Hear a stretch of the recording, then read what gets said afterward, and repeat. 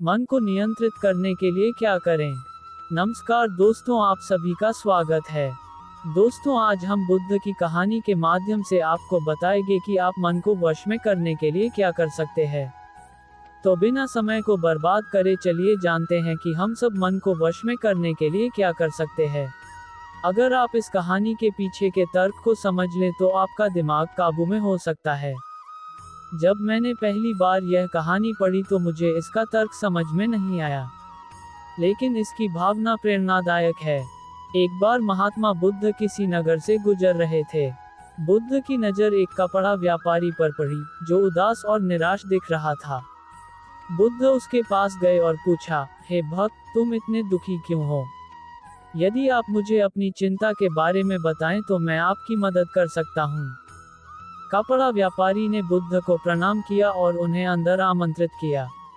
व्यापारी ने कहा कि जब से मेरी पत्नी की मृत्यु हुई है, तब से मेरे छोटे बेटे की देखभाल के लिए घर पर कोई नहीं है, इसलिए मैं हमेशा उसे अपनी दुकान पर लाता हूँ।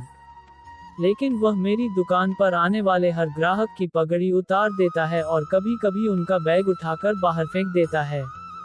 मैंने बेटे को बहुत समझाने की कोशिश की, लेकिन वह नहीं समझा। उसकी हरकतों से मेरे सभी ग्राहक अपमानित महसूस करते हैं और वापस चले जाते हैं।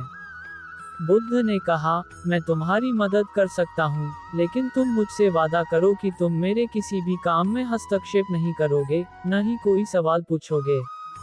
व्यापारी बुद्ध से एक वादा करता है। अगले दिन बुद्ध पगड़ी पहनकर आए और ग्राहक की तरह बैठे। व्यापारी के बेटे ने आकर बुद्ध की पगड़ी उछाल दी। महात्मा बुद्ध मुस्कुराए और बोले, बहुत अच्छा, जाओ और वह पगड़ी वापस ले आओ। वह बच्चा दौड़कर पगड़ी ले आया और बुद्ध को दे दी।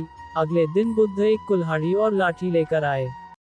लड़के ने फिर पगड़ी उछाली। बुद्ध ने लड़के को एक कुल्हाड़ी और लकड़ी दी और कहा, जाओ इस लकड़ी को काटो।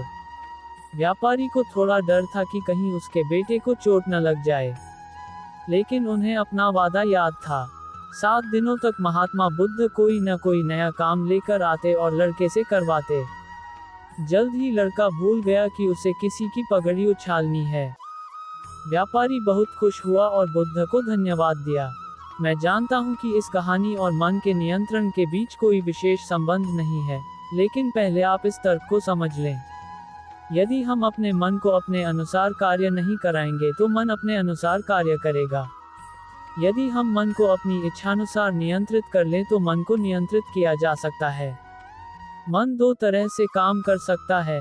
पहला, मन अपनी इच्छानुसार काम कर सकता है, या दूसरा, हम मन से अपनी इच्छानुसार काम करा सकते हैं। बुद्ध से मिलने से पहले लड़के का मन और मस्तिष्क नियंत्रित रूप से उसकी इच्छा के अनुसार काम कर रहा था, लेकिन बुद्ध ने लड़के से अपनी इच्छा के अनुसार काम कराया, जिससे उसकी आदतें बदल गईं। दोस्तों, हम आशा करते हैं कि आपको बुद्ध की यह कहानी पसंद आई होगी।